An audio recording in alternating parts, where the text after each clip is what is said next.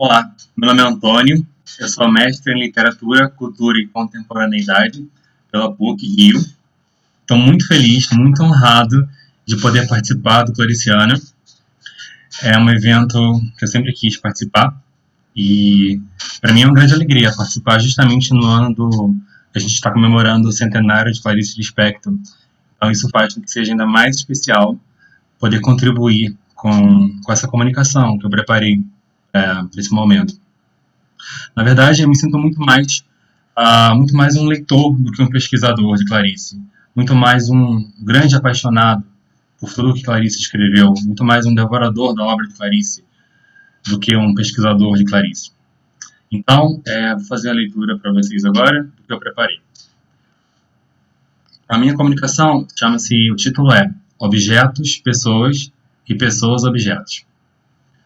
A proposta desta comunicação é de apresentar um estudo comparativo, ainda em fase de desenvolvimento, a partir da leitura de duas obras de Clarice Lispector: o conto O Relatório da Coisa, no qual será tangenciada a questão da personificação do relógio Sveglia, e a novela A Hora da Estrela, na qual apontaremos a tentativa frustrada de objetivação de Macabeia.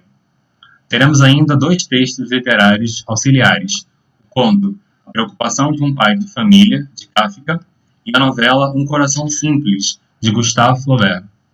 Trechos dessas obras, de alguns pensadores como Rancière e Lapujat, também serão trazidos à cena para dialogarem com os textos de Clarice. Originalmente publicado na revista Senhor como Objeto Anticonto, depois com o título de O Relatório da Coisa, no Jornal do Brasil, e com o mesmo título no livro de contos Onde Estivestes de Noite, 1974, esse conto, ou anticonto geométrico, como Clarice Lispector definiu, tem como tema e personagem principal um objeto, um relógio da suposta marca Sveglia, palavra em italiano que pode ser traduzida por acorda e por despertador. No transcorrer do relatório mistério, esse relógio é cada vez menos coisa para ir adquirindo uma personificação, causando um estranhamento no leitor. Aspas. Seu mecanismo é muito simples. Não tem a complexidade de uma pessoa, mas é mais gente do que a gente.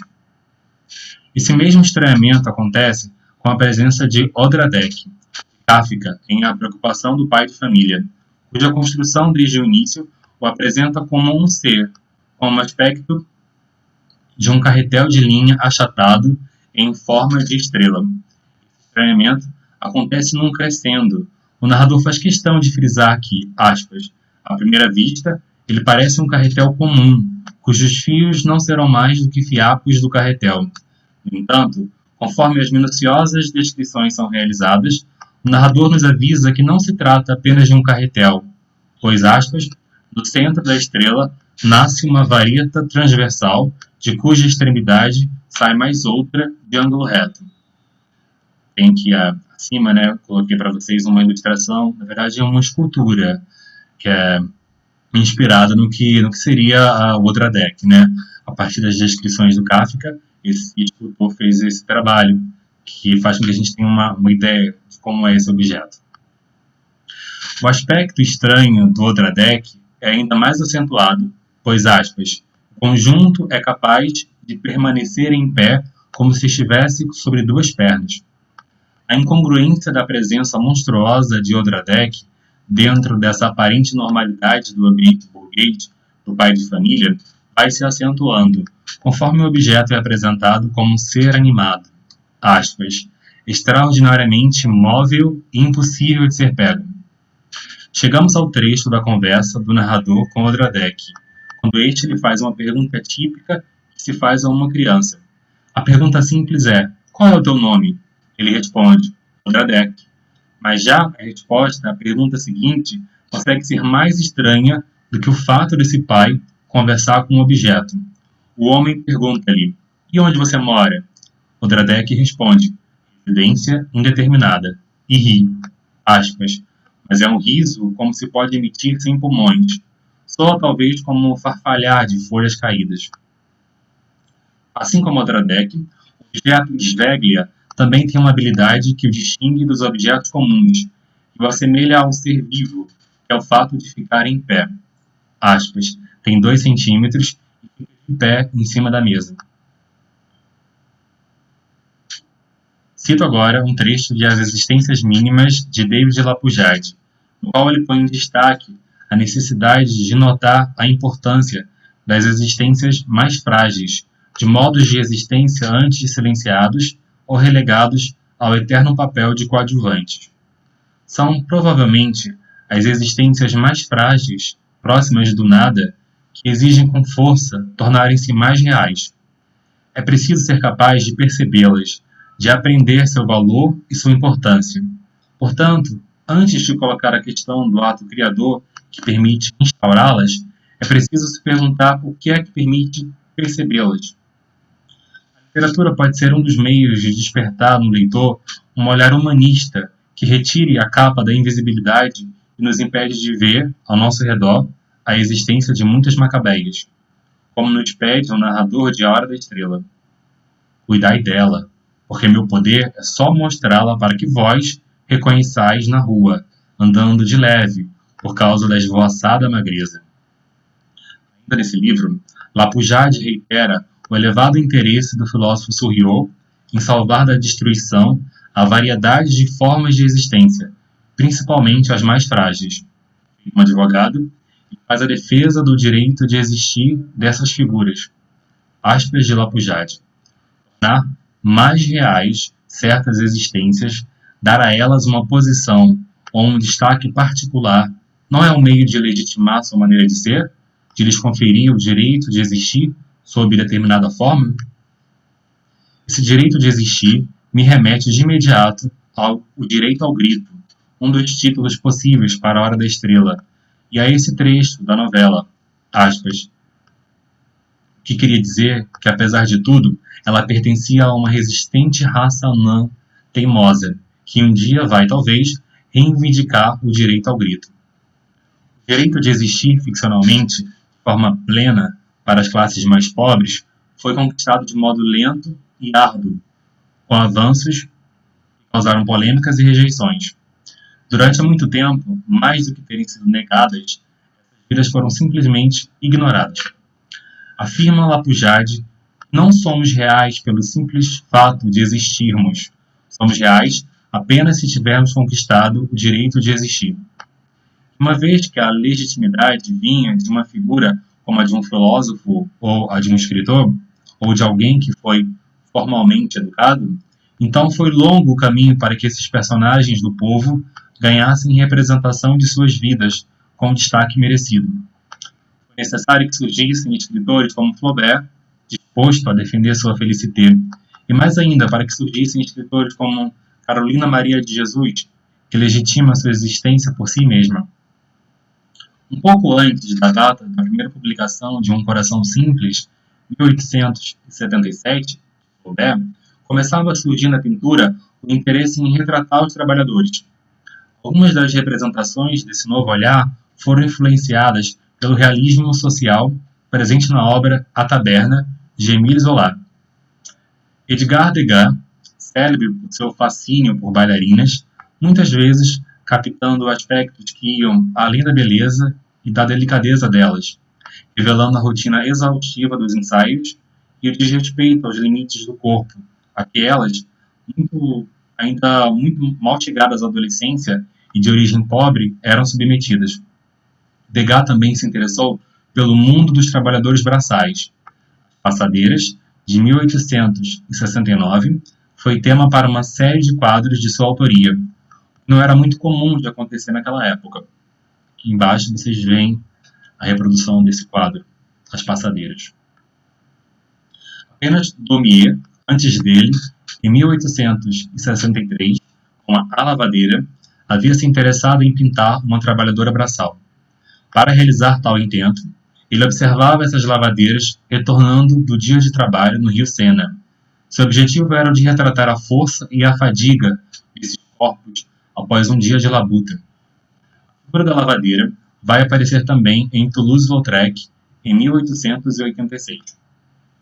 Esses artistas estavam interessados em mostrar a realidade social, em denunciar a miséria das condições de vida e de trabalho pesado do povo francês, mas sem abrir mão da humanidade e da ternura desses personagens. Rancière, ao concluir sua palestra, texto, O efeito de realidade e a política da ficção, aponta que o efeito do real, citado por Roland Barthes em O Rumor da Língua, é um efeito de igualdade, mais do que um mero resultado de um exagero descritivo. Aspas, revela a abertura social do romance para uma nova sensibilidade, menos aristocrática e mais democrática. A democracia no romance é a capacidade de qualquer um experienciar qualquer modo de vida. Rancière chama isso de redistribuição das capacidades sensoriais. Flaubert, ao descrever a fisionomia de Félicité, apresenta o seu envelhecimento precoce, resultado da sua condição de vida. Representa um viés de crítica social na descrição física dessa personagem. Seu rosto era magro e a voz aguda. Aos 25 anos, davam-lhe 40. Depois do cinquentenário, parou de registrar a idade, e sempre silenciosa, o porte ereto e os gestos comedidos, parecia uma mulher de madeira, funcionando de modo automático. A comparação de uma pessoa a um objeto se deve ao fato de sua imagem estar tão presa à sua função laboral a ponto de ela ser equiparada a um objeto de madeira, uma vassoura, talvez, o que nos remete de imediato a outra Deck, que, aspas, muitas vezes ele se conserva mudo por muito tempo, como uma madeira que parece ser. Penso que a humanização de um objeto causa mais espanto em nós do que a objetivação de um humano, algo já dado pela nossa sociedade como naturalizado. Se tomamos a origem dos personagens Félicité e Macabéa, perceberemos pontos em comum às duas, como a infância, marcada pelo abandono.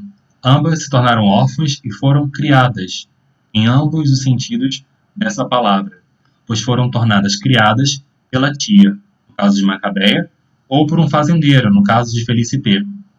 O trabalho marcando a infância de Macabéa, sem bola nem boneca, e que aprendera em pequena a serzir. Félicité, que foi encarregada ainda menina para tomar conta das vacas no pasto. A infância perdida de Macabéa e a de Félicité, pelo trabalho infantil, ainda encontra registros em falas de adultos nos dias de hoje. Esse alinhamento do mundo infantil e direcionamento compulsório para o das responsabilidades de trabalho de um adulto ecoa nesse trecho de uma recordação de Macabéa. Aspas. Às vezes, lembrava-se de uma assustadora canção desafinada de meninas brincando de roda de mãos dadas. Ela só ouvia, sem participar, porque a tia a queria para varrer o chão. A primeira frase de Um Coração Simples já marca a ideia de posse de Félicité pela senhora Aubin, como um objeto que despertava a inveja das outras burguesas. Aspas. Durante meio século, as burguesas de Pont-l'Évêque invejaram a senhora Aubin por sua criada Félicité. No ensaio, quando o objeto cultural é a mulher, Nadia Gottlieb, da edição comemorativa de A Hora da Estrela, o caráter pessoa-objeto de Macabéa é enfatizado. Neste mundo adverso, em que nada tem, quando alguma coisa quer, frustra-se. Não há lugar para este ser existir como sujeito da sua própria história.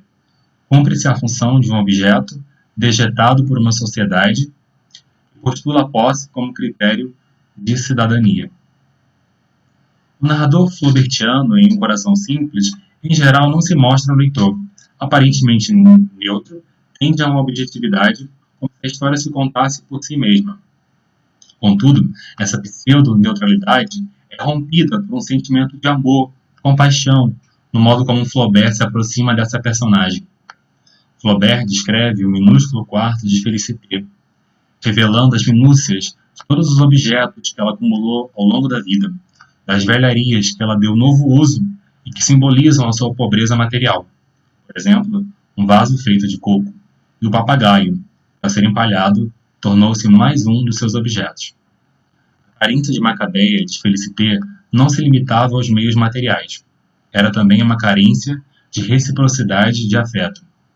Em Félicité, Esse afeto é direcionado para os filhos da patroa, para seu sobrinho e, por fim, para o papagaio, sendo esse último fruto de um desejo seu que ela projeta na patroa. Aspas. Fazia muito que o papagaio ocupava a imaginação de Felicité, pois vinha da América. Uma vez chegara a dizer: minha patroa ficaria tão feliz com ele, como se para ela só coubesse o que era sobra, sejam as sobras de afeto ou dos objetos de sua patroa, que acumulavam no quarto. Aspas. Todas as velharias que a senhora Aubin não queria mais, levava para seu quarto, feito de um depósito. Só podia desejar o resto, que já não tinha serventia para os outros. Aspas. Encontraram um pequeno gorro de pelúcia, com fios longos, de cor marrom, mas estava todo comido pelas traças. Felicité pleiteou para si. A única troca de afeto entre a patroa e a empregada acontece em um momento de fragilidade da patroa, depois da perda de sua filha Virginie. Aspas. Finalmente, a patroa abriu os braços, a criada atirou-se neles, e elas se abraçaram, aplacando sua dor num beijo que as igualava. O mesmo ocorre com Macabeia, que, extasiada com o destino que a cartomante previra para o seu futuro, aspas, dá um beijo na cartomante, ela que só beijava a parede, porque não tinha quem beijar. O narrador Rodrigo S.M., em A Hora da Estrela, tenta manter-se frio e racional aos acontecimentos. Para tanto, ele usa da ironia e até mesmo de certa acidez e crueldade.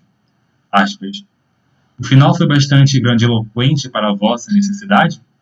Pergunta ao leitor, o narrador, que Ítalo Morricone chama de um dos mais cínicos dos narradores criados por Clarice Lispector.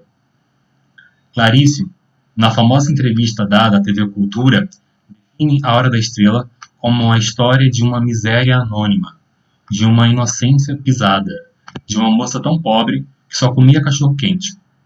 Conta ainda que a ideia para a novela surgiu em um passeio pela Feira de São Cristóvão, local famoso de encontro dos nordestinos no Rio de Janeiro, hoje tornado ponto turístico da cidade. Foi lá que ela conseguiu captar o ar meio perdido do nordestino no Rio. Nas palavras de Clarice, na verdade Rodrigo S.M., se sei quase tudo de Macabeia, é que já peguei uma vez de relance o olhar de uma nordestina amarelada. Esse relance me deu ela de corpo inteiro. Quanto ao paraibano, na certa devo ter-lhe fotografado mentalmente a cara. Quando se presta atenção espontânea e virgem de imposições, quando se presta atenção, a cara diz quase tudo. Isso foi possível, em boa parte, pela sensibilidade, intuição e capacidade de observação da escritora, mas também pelo exercício de empatia presente durante todo o processo de escrita do livro. Segundo Morricone, é impossível escrever sobre um outro sem um mínimo de empatia, sem um mínimo de projeção subjetiva. Ou Una furtiva lágrima, ou Ao som de um morno blue. Existiam ainda essas duas outras possibilidades de títulos para A Hora da Estrela, além dos 13 que constam na versão final. Eles estão presentes apenas na versão manuscrita da novela. Supersticiosa como era Clarice, a escolha do número 13 não poderia ser um mero acaso, como mostra esse exemplo tirado de O Relatório da Coisa. Eu queria chegar à página 9, na máquina de escrever. O número 9 é quase inatingível, o número 13 é Deus. Os 13 títulos voltam a aparecer no desenrolar da narrativa. Aspas. Quando penso que eu podia ter nascido ela, e por que não, estremeço. E parece-me covarde fuga de eu não ser. Sinto culpa. Como disse num dos títulos. Esses títulos são como possibilidades, prismas de leituras que se abrem para o leitor como uma proposta de jogo. Volto ao ensaio de Nadia Gotini. A lista dos títulos de A Hora da Estrela, antecedendo o início da história, funciona como uma espécie de guia de possíveis leituras, como se fossem pontas de uma estrela que se projetam em várias direções, fios de sentido que podem ser puxados pelo leitor ao escolher algum ou alguns desses títulos, se quiser. Esse pluralismo de títulos pode ser associado ao pluralismo existencial, do qual parte Surriot, citado por Lapujade. ser não está predestinado a um único modo de existência. Ele pode existir segundo vários modos, não apenas como entidade física ou psíquica. Pode existir como entidade espiritual, como valor, como representação, etc. Prossegue. Um ser pode ver sua existência se duplicar, se triplicar, enfim, pode existir em vários planos distintos, permanecendo numericamente um. Um indivíduo existe neste mundo, ele existe como reflexo em um espelho, como tema, ideia ou lembrança no espírito de outro. Tantas maneiras de existir em outros planos. Nesse sentido, os seres são realidades plurimodais. E aquilo que chamamos de mundo é, de fato, o lugar de vários intermundos, de um emaranhado de planos. É o que ocorre com Macabeia, quando ela se emociona e chora pela primeira vez, ao ouvir uma furtiva lágrima de Caruso na rádio. Não chorava por causa da vida que levava, porque, não tendo conhecido outros modos de viver, aceitara que com ela era assim, mas também creio que chorava porque, através da música, adivinhava talvez que havia outros modos de sentir, havia existências mais delicadas e até um certo luxo de alma. Voltando ao Sveglia, ele é nomeado pelo narrador como uma coisa monstruosa, o relógio. É o objeto, é a coisa, com C maiúsculo. Não falta nem mesmo alma a esse objeto, aspas, mas apossei-me de sua infernal alma tranquila. Seguem mais exemplos de traços humanos no relógio. Aspas, o dono do relógio me disse hoje que ele é que é dono dela. Ela me disse que ele tem uns furinhos pretos por onde sai o som macio, como uma ausência de palavras, som de cetim. Nesse momento, eu me lembro da risadinha do Odradek, com uma ausência de pulmões, como cochicho de folhas caídas. Há um trecho ainda nesse conto de Clarice que guarda algo de germinal do que viria a ser Macabeia. É uma hipótese plausível, já que o conto é anterior à novela. Em ambos os personagens, seja no objeto-pessoa, Sveglia, ou na pessoa-objeto, Macabeia, coexiste certa apatia. Aspas.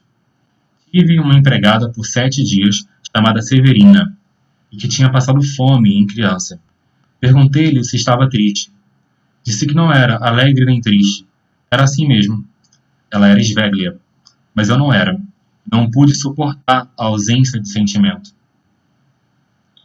Em relação ao conto A Preocupação do Pai de Família, descobre-se que a preocupação do título consiste, dentre outras razões, em saber o que vai acontecer com Odradek.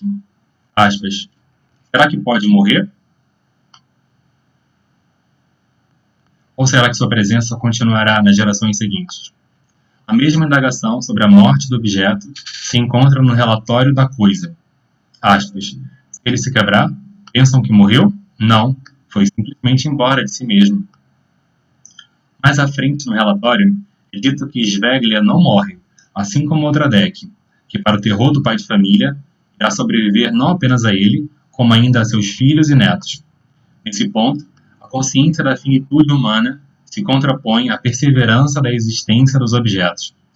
Em ambos os contos, ocorre a preocupação com a incerteza do futuro, como, por exemplo, as dúvidas que assolam o narrador clariciano no conto relatório. Qual vai ser o meu futuro passo na literatura? Desconfio que não escreverei mais. Sveglia mata a narradora. Aspas. Adeus, Sveglia. Adeus para nunca sempre. Parte de mim você já matou. Eu morri e estou apodrecendo. Morrer é. E agora adeus. Macabeia também matou seu narrador. Aspas. Macabeia me matou. E agora? Agora só me resta acender um cigarro e ir para casa. Meu Deus. Só agora me lembrei que a gente morre. Mas eu também? Quando esse conto foi publicado no Jornal do Brasil, Clarice escreveu um prefácio em que contava que na época da publicação original na revista Senhor, Nelson Coelho disse que Clarice tentara matar nela a escritora. A resposta dela foi: acho que queria fazer um anticonto, uma antiliteratura, como se assim eu desmistificasse a ficção. Essa experiência será novamente retomada na escrita metalinguística, metarromance, como afirma Nadia Gottlieb, de A Hora da Estrela, em que o processo de escrita, criação de uma personagem, é visto de dentro, com todas as inseguranças, ansiedades, incertezas e maravilhas de se experimentar ser o outro. O paradoxo é que a tentativa de objetivação de Macabeia, no sentido de uma escrita com distanciamento, sem piedade da personagem, um relato que o narrador Rodrigo desejava frio, não se sustentará. Aspas. O que narrarei será meloso? Tem tendência, mas então agora mesmo seco e endureço tudo. É esse o mesmo objetivo, também fracassado, do narrador do conto O Relatório da Coisa. Aspas. E faço o possível para fazer um relatório seco, como champanhe ultra seco. Mas às vezes, me desculpem, fico molhado. Macabeia começa sendo descrita como igual a muitas outras nordestinas. Aspas. Milhares de moças espalhadas por cortiços, vagas de cama num quarto, atrás de balcões, trabalhando até a estafa. Não notam sequer que são facilmente substituíveis, que tanto existiriam como não existiriam. Ela é como um objeto, uma peça dentro de uma engrenagem social. Esse distanciamento da personagem como proposta inicial do narrador Rodrigo não será mantida, pois o criador se apaixona pela feiura e pelo anonimato total de sua criatura, e desenvolve uma empatia pela personagem, que ele chama carinhosamente de Maca, que só ele entende, que guarda um tesouro existencial que só ele consegue ver. Aspas. Estou procurando, danadamente, achar nessa existência pelo menos um topázio de esplendor.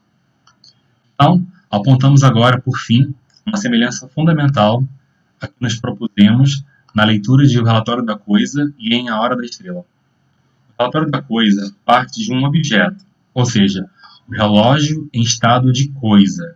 E, gradualmente, acontece a sua personalização em objeto-pessoa, o Sveglia. Em A Hora da Estrela, ocorre um percurso parecido, mas que parte de uma pessoa, percebida inicialmente como objeto, uma pessoa-objeto, que, pelo olhar empático de seu narrador, passa a existir como indivíduo, mesmo que isso só ocorra na hora de sua morte, na Hora da Estrela, no momento após o atropelamento, em que desconhecidos se amontoam em torno de Macabeia, aspas, pessoas que nada haviam feito por ela, só que agora pelo menos a espiavam, o que lhe dava uma existência. Em uma das páginas dos manuscritos produzidos na edição comemorativa de A Hora da Estrela, existe um trecho que não entrou no livro e que utilizamos aqui para encerrar esta comunicação, para celebrar a existência de Macabeia, para incentivar a leitura ou releitura desse livro e, principalmente, para comemorar o centenário de Clarice Lispector. Aspas finais. Este livro é muito importante e prende o leitor ávido. Acho que, recomendando a sua leitura, estou prestando um raro favor aos leitores. Existir é o nosso glorioso dever. E a moça existe. Existe e agora sorri. E nós sorrimos com ela. Obrigado, Clarice. E obrigado a vocês que acompanharam essa leitura.